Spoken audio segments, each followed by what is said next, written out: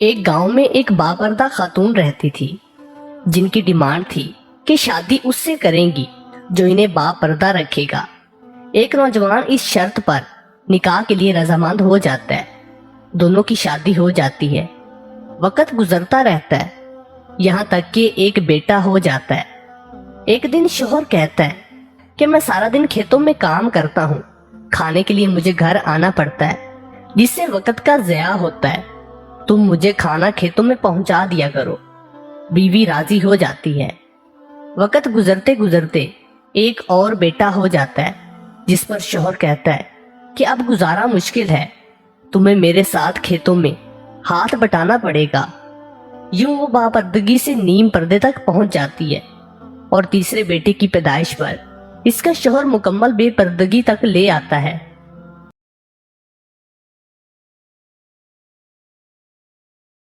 وقت گزرتا رہتا ہے یہاں تک کہ اولاد جوان ہو جاتی ہے۔ ایک دن یوں ہی بیٹھے بیٹھے شوہر ہنسنے لگتا ہے۔ بیوی سبب پوچھتی ہے تو کہتا ہے کہ بڑا تو پردہ پردہ کرتی تھی، آخر کار تیرا پردہ ختم ہو گیا۔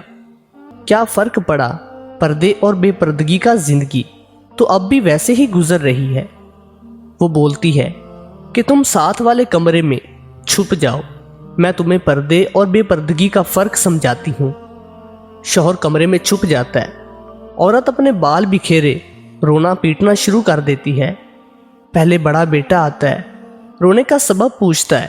کہتی ہے تیرے باپ نے مارا ہے۔ بڑا بیٹا ماں کو سمجھاتا ہے کہ اگر مارا ہے تو کوئی بات نہیں، آپ سے محبت بھی تو کرتے ہیں، آپ کا خیال بھی تو رکھتے ہیں۔ وہ سمجھا بجھا کر چلا جاتا ہے۔ عورت پھر سے رونے کی ایکٹنگ کرتی ہے اور منجلے بیٹے کو بلا کر بتاتی ہے کہ تیرے باپ نے مجھے مارا۔ منجلے بیٹے کو غصہ آتا ہے۔ وہ باپ کو برا بھلا کہتے ہوئے ماں کو سمجھا بجھا کر چپ کروا کر چلا جاتا ہے۔ آخرکار عورت یہی چھوٹے بیٹے کے سامنے کرتی ہے۔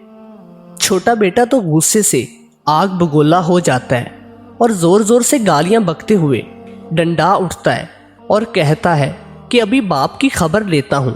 پھر عورت شوہر کو بلا کر بولتی ہے کہ پہلا میرے پردے کے وقت پیدا ہوا تو اس نے تیرا پردہ رکھا، دوسرا نیم پردے کے زمانے میں پیدا ہوا تو تیری آدھی لاج رکھ لی، جبکہ تیسرا جو مکمل بے پردگی کے زمانے میں پیدا ہوا وہ مکمل طور پر تیرا عزت کا پردہ اتارنے لگا۔ حاصل کلام: پردہ عورت کا فطری تقاضا ہے جو خالق مرد و زن کی طرف سے قاعدہ بھی ہے۔